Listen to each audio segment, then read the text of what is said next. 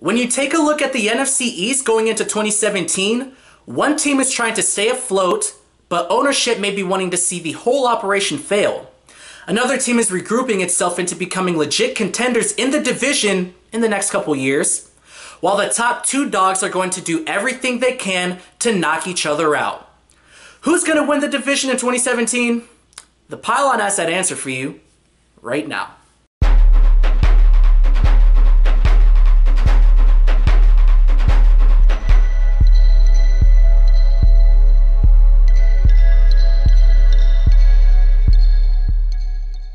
Friends with benefits. Such a great concept if both parties are willing to keep it at that. Yet somehow friends with benefits don't work in the NFL. Guys want to get in committed relationships, that way they have that financial stability while still being able to ball without the worry of being dumped. Friends with benefits usually never last, so why am I supposed to buy into what the Redskins are gonna do this season? A year later, ownership is still hesitant to put a ring on Kirk Cousins even after his best year.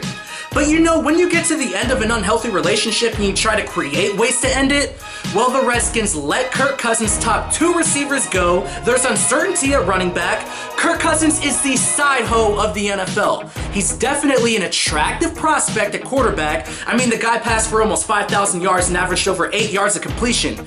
But you know, the reason why people are side hoes is because there's a deal breaker that keeps you from committing to them. You got all those passing yards, yet you're 30th in the NFL in red zone percentage. You have a chance to punch in your ticket to the playoffs in week 17, and you couldn't score more than 10 points. Kirk Cousins wants top quarterback money, which he is getting. Even though in those situations, Aaron Rodgers would have gotten more than 10 points, Tom Brady would have gotten more than 10 points, Drew Brees, Dak Prescott, Andrew Luck.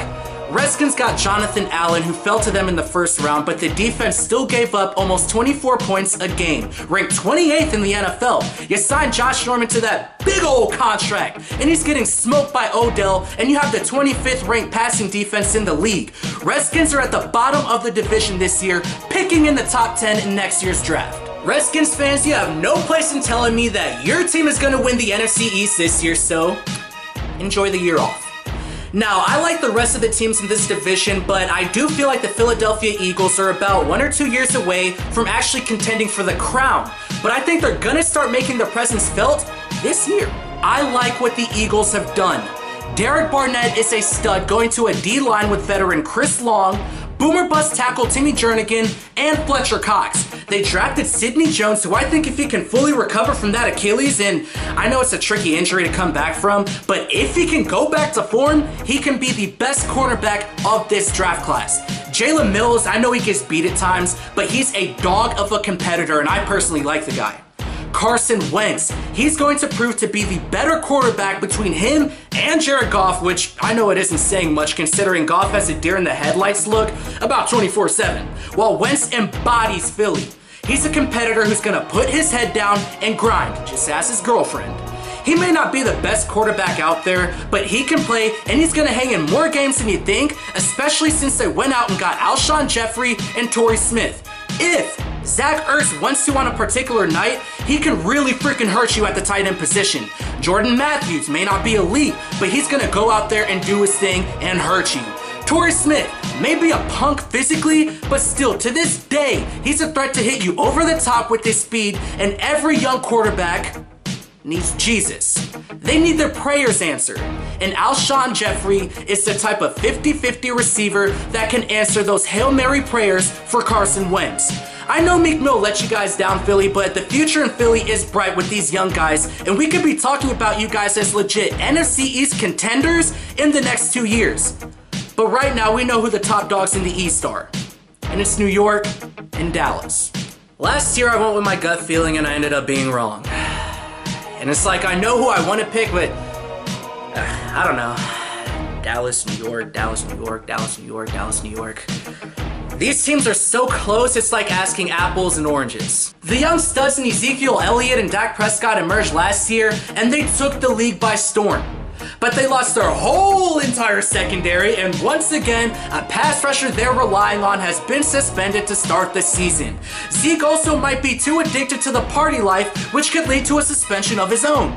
The New York Giants had an elite defense last year, so they took this offseason to restock on offense with the additions of Brandon Marshall and drafting matchup nightmare Evan Ingram. But Eli Manning is another year older, and they don't have an answer to Zeke in the backfield. Dwayne Harris said the Cowboys may look better on paper, which I didn't necessarily agree with at first, but let's take a look for ourselves. When you compare the secondaries, the Giants have the edge, but you'd be surprised it's only by a very slight edge when you compare last year, considering the fact the Giants have Landon Collins, who is a Defensive Player of the Year candidate, and Janoris Jenkins. Going into this year, Eli Apple may be steadier at corner and further separate the two, but right now, just cause, I'm gonna give it to the Giants. Now, while neither team was among the best pass defenders in 2016, they were both elite at stopping the run in 2016, with the Cowboys having the top-ranked unit. They're getting back Jalen Smith to pair with Sean Lee, while the Giants' most notable loss on defense in free agency is underrated tackle Jonathan Hankins. The run defense may take a slight step back, but with Damon Harrison and Vernon and JPP, I still expect them to be great. But ultimately, I'm going to give the Cowboys the edge on the front seven because of the talent they have on their linebacking core and the potential of the D-line if, and that's a big if they stay off the drugs. But overall, defensively, the Giants, they simply have more playmakers on defense, which contributed to them giving up just 17 points per game last year and giving up an average of 15 in the second half of last season. I'm always going to go with the proven playmakers over potential stars in the making. But the offensive side of the ball is where I'm going to be making my decision. They say defense wins championships, but they ain't say nothing about you winning the division in the regular season. And there is one big offensive factor on why I'm going to choose the Dallas Cowboys over the New York Giants for the division crown in 2017. And it's not because the offensive lines aren't comparable. It's not because the Giants don't have a running back, and I want to make up for being wrong about Zeke. No, it's the quarterbacks. It's because of a guy I didn't even mention in the video last year. A guy none of you were mentioning until the preseason. It's because I think Dak Prescott versus Eli Manning isn't even a competition going into this year. Dak will make more mistakes than he did in year one, sure, but he won't be costing his team like Eli did numerous times last year. Eli showed flashes in the playoff game last year, but what about the rest of the season? He looked like a rich man's version of what his brother was in his final season, which is still bad. His receiving core is good enough to pull him into the playoffs this year like they did last year, but it will be just that once again. Eli failing to pull the shell of his former self along the ride. He's got a bad offensive line, no running back, he's forced to throw even more this year, which, is that really a good thing, considering he doesn't always make the best decisions? He's got the benefit of having good rack receivers this year in Odell, Marshall, and Ingram, but the Cowboys got the total package. O-line, stud running back, good receivers, and a quarterback that won't cost you the game. From what we saw last year, we are entering the final chapters in the book of Eli, and the pages are starting to wither away. Dak Prescott may have gotten swept by the Giants last year, but as Eli Manning grows older and makes senile, game-costing decisions, Dak Prescott is growing wiser and wiser beyond his age.